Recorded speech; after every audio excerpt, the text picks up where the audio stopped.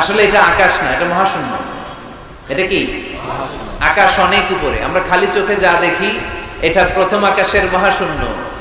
এই প্রথম আকাশের মহাশূন্যের অনেক উপরে প্রথম আকাশ, তারপরে দ্বিতীয় আকাশের মহাশূন্য, তারপরে দ্বিতীয় আকাশ, তারপরে তৃতীয় আকাশের মহাশূন্য, তারপরে তৃতীয় আকাশ। একটার চেয়ে আরেকটা বড়। সুবহানাল্লাহ পড়েন।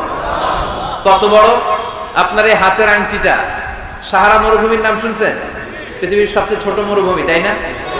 তাইলে বড়। এই বিশাল সাহারা মরুভূমিতে যদি আপনার এই হাতের আংটিটা আপনি ছুঁড়ে ফেলে দেন, এই সাহারা মরুভূমির তুলনায় আপনার আংটি যত ছোট, আল্লাহর দ্বিতীয় আকাশের তুলনায় আল্লাহর প্রথম আকাশটা ঠিক তত ছোট।